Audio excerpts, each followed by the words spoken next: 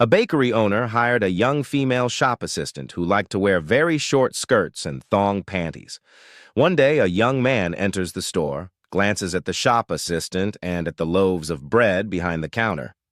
Noticing her short skirt and the location of the raisin bread, he has a brilliant idea.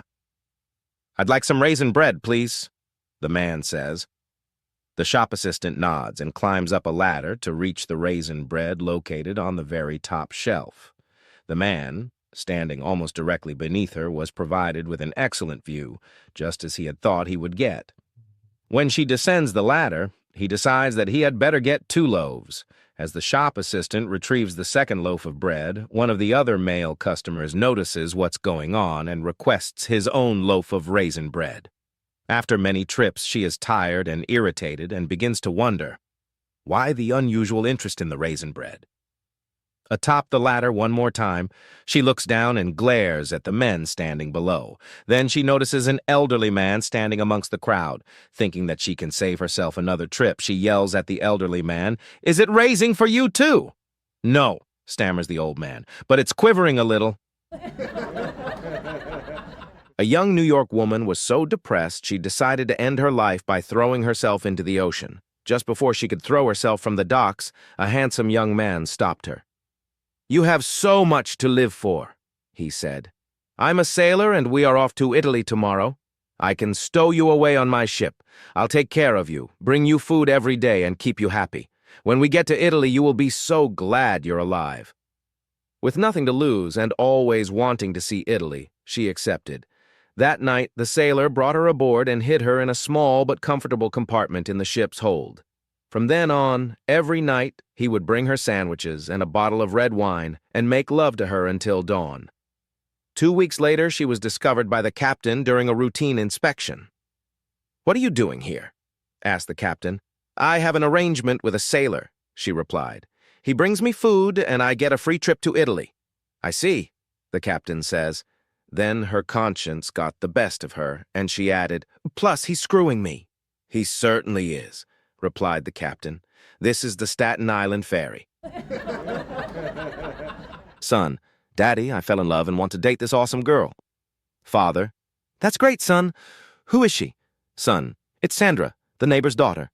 Father: "Oh, I wish you hadn't said that. I have to tell you something, son, but you must promise not to tell your mother. Sandra is actually your sister." The boy is naturally bummed out, but a couple of months later, "Son: Daddy, I fell in love again, and she is even hotter." Father: "That's great, son. Who is she?" Son: "It's Angela, the other neighbor's daughter." Father: "Oh, I wish you hadn't said that. Angela is also your sister." This went on a few more times, and finally the son was so mad, he went straight to his mother crying. Son: "Mom, I am so mad at Dad. I fell in love with 6 girls and I can't date any of them because Dad is their father." The mother hugs him affectionately and says, "You can date whoever you want. He isn't your father." A girl with tight skirt tries to get on a bus. In a crowded city at a busy bus stop, a woman who was waiting for a bus was wearing a tight leather skirt. As the bus stopped and it was her turn to get on, she became aware that her skirt was too tight to allow her leg to come up to the height of the first step of the bus. Slightly embarrassed and with a quick smile to the bus driver, she reached behind her to unzip her skirt a little, thinking that this would give her enough slack to raise her leg. Again, she tried to make the step only to discover she still couldn't. So, a little more embarrassed, she once again reached behind her to unzip her skirt a little more. For the second time, she attempted the step, and once again, much to her chagrin, she could not raise her leg. With a little smile to the driver, she again reached behind to unzip a little more, and again was unable to make the step. About this time, a large Texan who was standing behind her picked her up easily by the waist and placed her gently on the step of the bus. She went ballistic and turned to the would-be Samaritan and screeched, "How dare you touch my body? I don't even know who you are." The Texan smiled and drawled, "Well, ma'am, normally I would agree with you, but after you unzipped my fly 3 times, I kind of figured we are friends." These 2 guys had just gotten divorces, and they swore they would never have anything to do with women again. They were best friends, and they decided to move up to Alaska as far north as they could go and never look at a woman again. They got up there and went into a trader's store and told him, "Give us enough supplies to last 2 men for 1 year." The trader got the gear together, and on top of each one's supplies, he laid a board with a hole in it with fur around the hole. The guys said, "What's that board for?" The trader said, "Well, where you're going, there are no women, and you might need this." They said, "No way! We've sworn off women for life." The trader said, "Well, take the boards with you, and if you don't use them, I'll refund your money next year." "Okay," they said, and left. Next year, this guy came into the trader's store and said, "Give me enough supplies to last 1 man for 1 year." The trader said, "Weren't you in here last year with a partner?" "Yeah," said the guy. "Where is he?" asked the trader. "I shot him," said the guy. "Why?" "I caught him in bed with my board." An Italian guy is out picking up women in Rome. While at his favorite bar, he manages to attract one rather attractive-looking blonde. They go back to his place, and sure enough, they go at it. After a long while, he climaxes.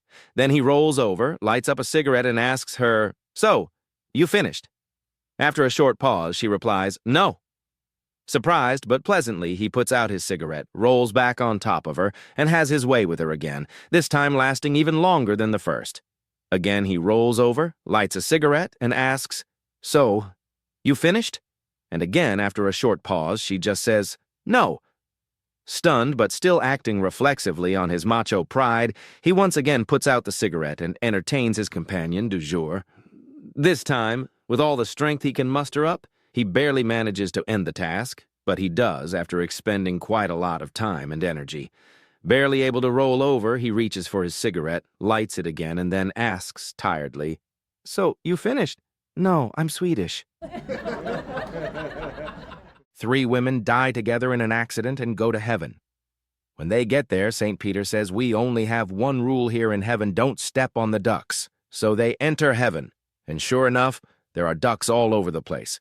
It is almost impossible not to step on a duck, and although they try their best to avoid them, the first woman accidentally steps on one. Along comes St. Peter with the ugliest man she ever saw.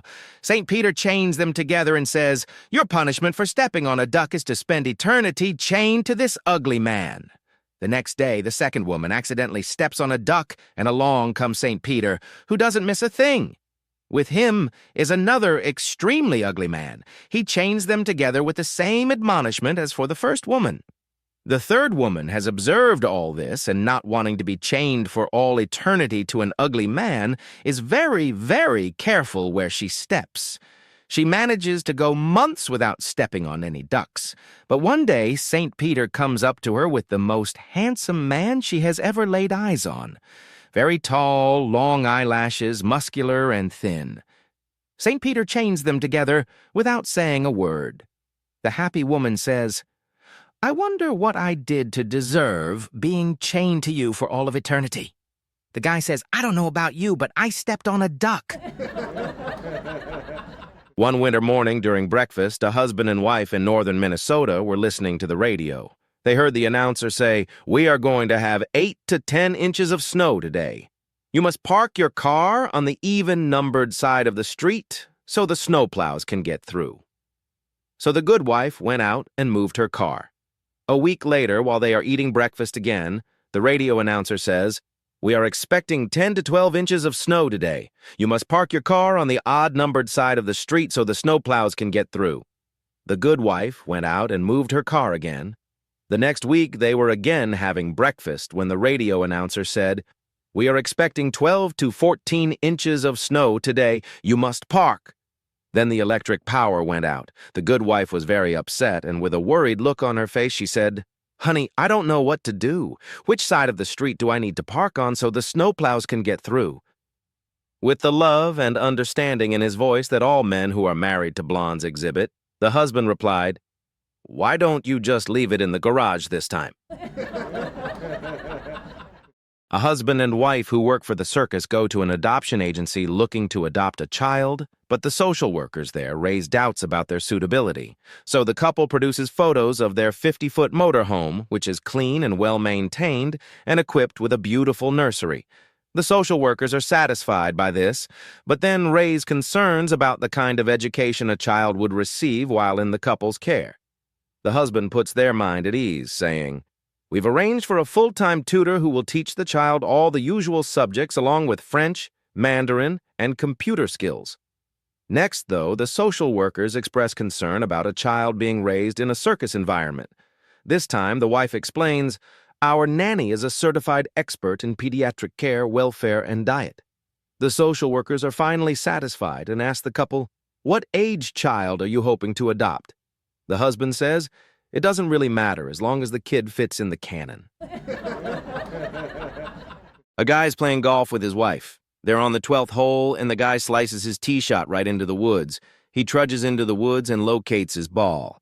It's in a little clearing, but there is a big barn between him and the green. He takes a good look and says, "Listen, honey, I think if you hold the barn door open, I can hit the ball right through the barn and onto the green." So his wife goes over and holds the door open.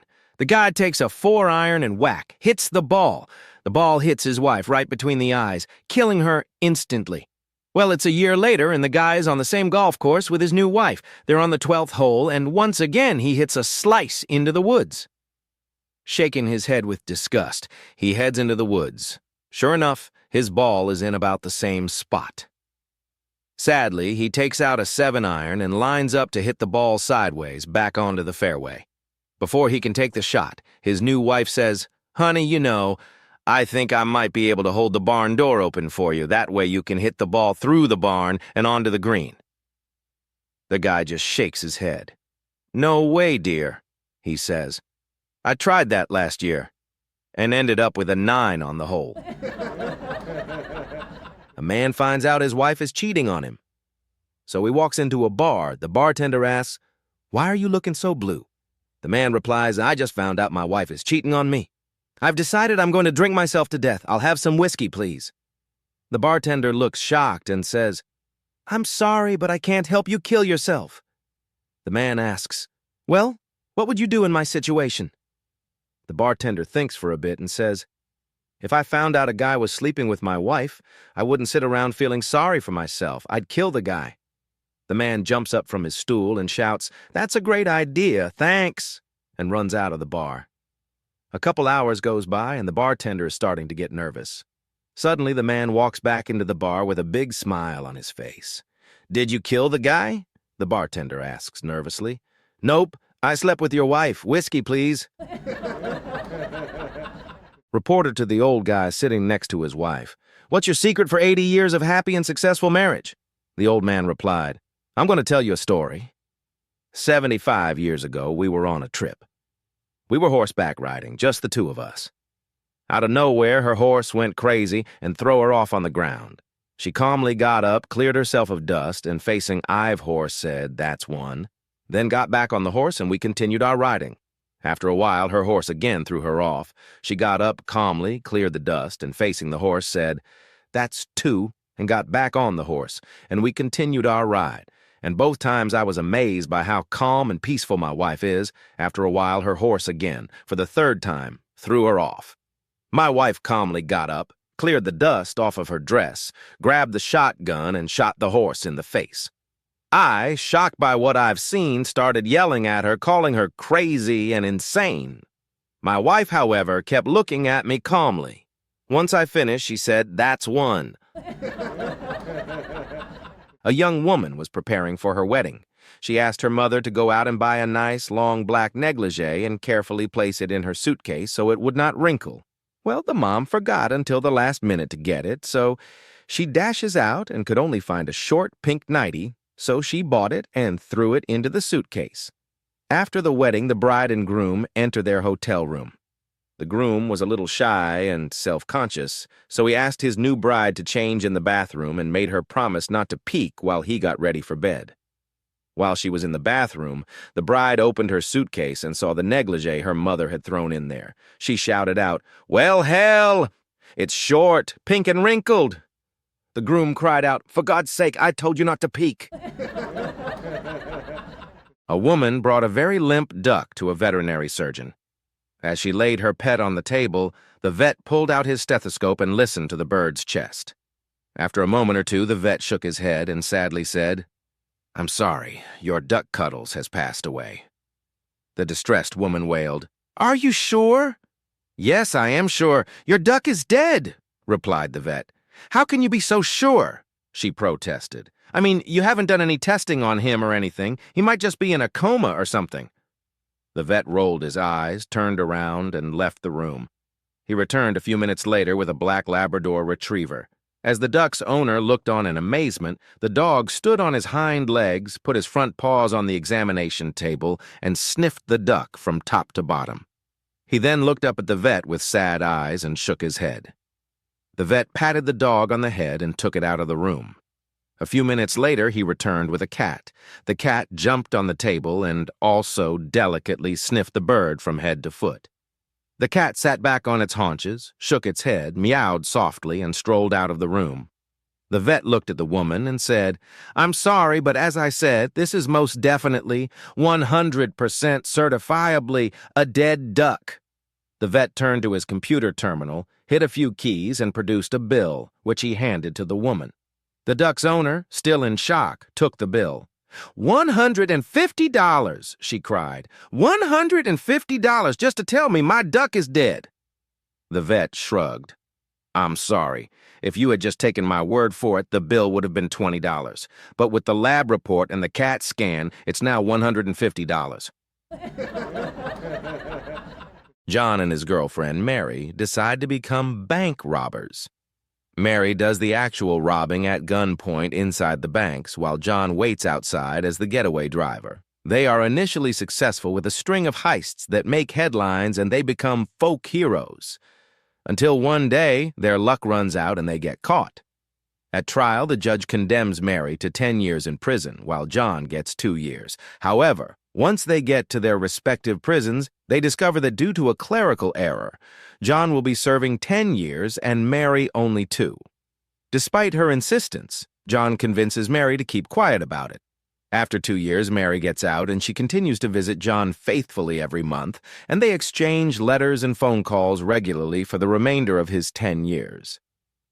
Finally, after he does his time, John gets out and is joyfully reunited with Mary.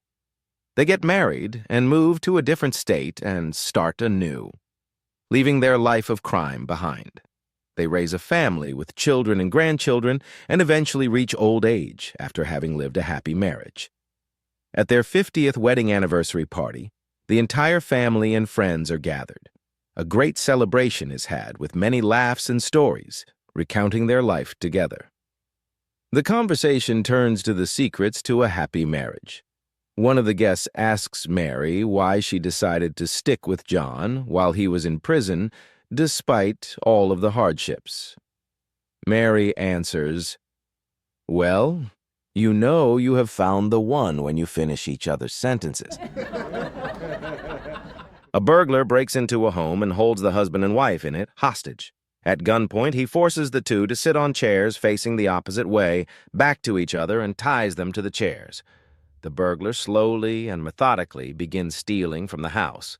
When the burglar has taken everything of value, he gets ready to leave, the homeowners still bound to their chairs, when suddenly the man yells at the burglar, "Please untie her, please! Let her go!" The thief responds with, "No, I'm not untying either of you so that the authorities get notified as late as possible. Don't worry. Your neighbors will soon wonder why your lights are still on throughout the night and check in on you long before you succumb to dehydration." The man yet again pleads, "Please just untie her. I'll do anything." The burglar once again explains his reasoning. "I need to get away with this crime. I'm sorry. I can't leave anything up to chance." The man shuffles his chair towards the burglar and, in a state of mania, exclaims, "I'm begging you, man, just let her go. She won't call the cops, I promise." The burglar, still unwilling to budge, did find it quite touching how much his hostage cared about his wife. "Wow," he said. "You must really love your wife to beg me to untie her so desperately." "No!" the man replied in a state of frenzy. "My wife will be home in 15 minutes. A Marine pulled into a small town and found that every hotel room was taken. "Please," he begged the manager. "You've got to have something. A bed, a couch, anything." The manager thought for a moment.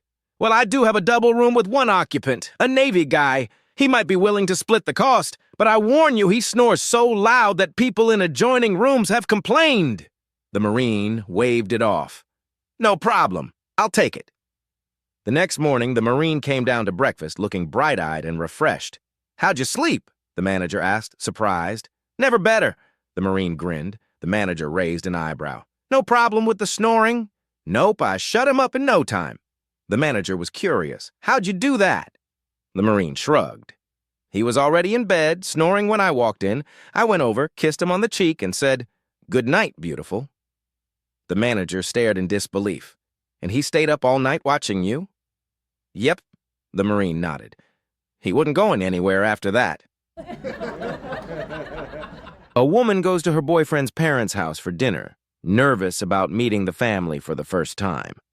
Everyone sits down to enjoy the meal, and the woman starts to feel a bit uncomfortable from both her nerves and the broccoli casserole. The gas pains are becoming unbearable, and she knows she has no choice but to let out a dainty little fart. It wasn't loud, but everyone at the table heard the soft poof. Before she can even get embarrassed, her boyfriend's father looks at the dog lying at her feet and sternly says, "Skippy." Relieved, the woman thinks, "This is great," and a smile spreads across her face.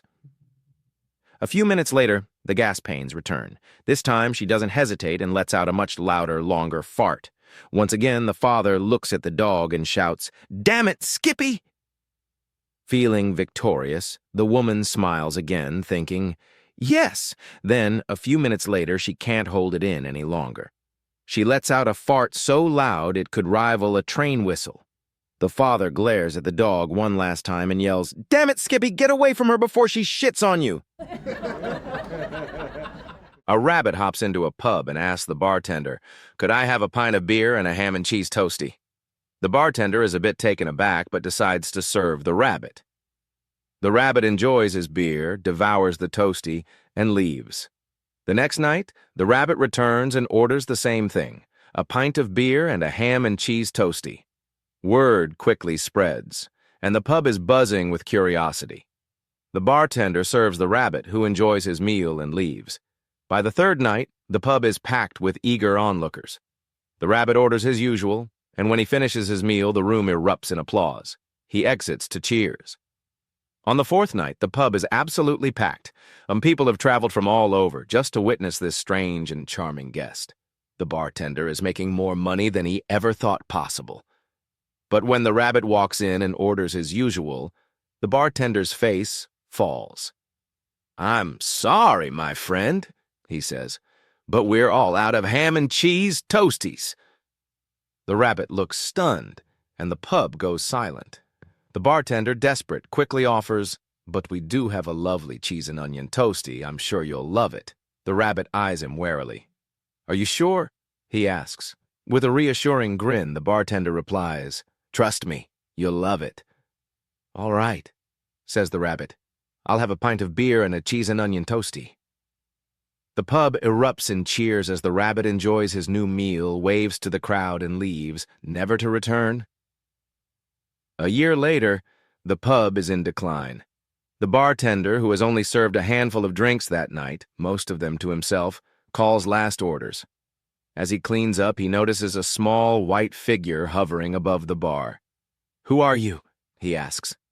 "I'm the ghost of the rabbit who used to visit your pub," replies the ghost. The bartender's eyes widen.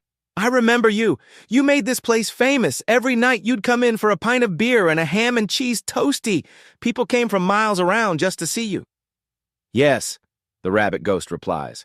"But I also remember that last night when you ran out of ham and cheese toasties and gave me a cheese and onion toastie instead." "That's right," the bartender recalls. "But then you never came back. What happened?"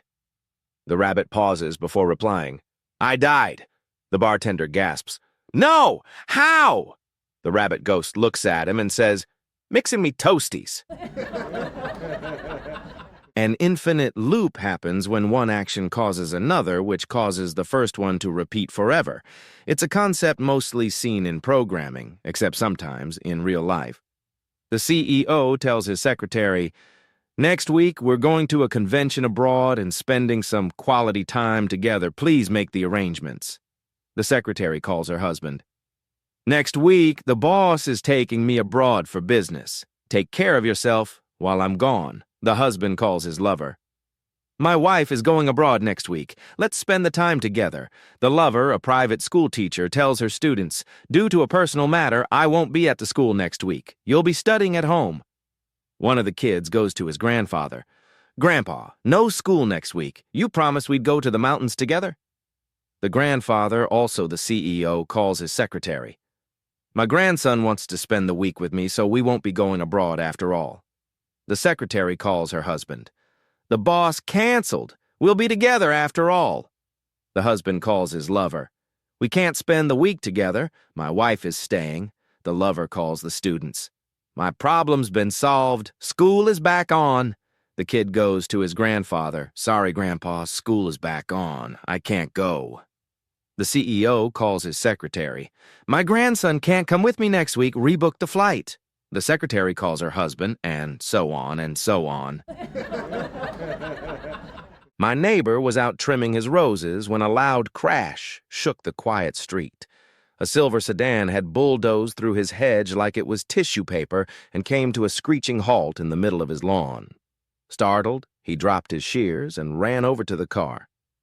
Inside sat a sweet-looking older lady gripping the steering wheel with wide eyes. Are you all right, ma'am? He asked, helping her out and guiding her to a patio chair. Oh, I'm just fine, thank you, she said, brushing some leaves off her coat. That hedge came out of nowhere. He glanced back at the gaping hole in the shrubbery. No offense, but are you still supposed to be driving? She lifted her chin proudly. I'll have you know I'm turning 98 next month. His jaw dropped. And they still let you drive? Oh, honey, she said with a mischievous twinkle in her eye. I don't even have a license anymore. Now fully confused, he asked, Wait. What? She leaned in and whispered like it was a family secret. Last year, my doctor asked to see my driver's license. I gave it to him, and he calmly pulled out a pair of scissors, cut it up right there on the spot, and tossed it in the trash. Stunned, my neighbor blinked. So what did you do? I thanked him for the recycling reminder, she grinned, got back in my car, and drove myself home. A high-powered London attorney was driving through the scenic highlands when he casually rolled through a stop sign, thinking nothing of it. After all, he slowed down, didn't he? Moments later, blue lights flashed in his rear-view mirror. A Scottish police officer strolled up to his window. License and registration, please. The lawyer raised an eyebrow. What's the problem, officer? You didn't come to a complete stop back there at the sign. I slowed down. No one was around. What's the big deal? The law says you must stop completely, the officer replied calmly. The lawyer smirked. Come on, slowing down is basically the same thing. Surely you can't ticket me for that. The officer didn't flinch. Sir, the law's clear. Stop means stop. The lawyer leaned back in his seat, oozing confidence. Tell you what, if you can show me a meaningful difference between slowing down and stopping, I'll accept the ticket. If not, you let me off. Deal? The officer thought for a moment, then said, Aye, deal. Step out of the car. Curious and amused, the lawyer stepped out with a grin. The officer reached for his baton and started tapping it lightly against the lawyer's shins. Tap, tap, tap. The lawyer jumped back. What the hell are you doing? The officer smiled. Now tell me, sir, would you like me to stop or just keep slowing down? A man walks into a pet shop and starts browsing the cages. As he looks around, he notices a monkey with a $5,000 price tag. Confused, he turns to the shop owner. Excuse me, why is this monkey so expensive? That's our computer monkey, the owner explains. It knows Windows 7, Windows 10, Word, C++, .NET, app development, and best of all, it can fix your computer if it ever breaks. Wow! The man exclaims. That's incredible, definitely worth the price. As he continues browsing, he spots another monkey, this one priced at $10,000. Even more curious, he asks, what about this one? What makes it so special? Oh, that's our linguist monkey. says the shop owner. It speaks 5 languages and can translate between them fluently. That's amazing, the man says. I can see why it's so expensive. Then, out of the corner of his eye, he spots a third monkey, just sitting there, looking unimpressed, with a $20,000 price tag. Shocked, he asks, "Okay, what on earth does this one do to justify that ridiculous price?" The owner shrugs. "Honestly, I've never seen him do anything, but the other 2 call him project manager."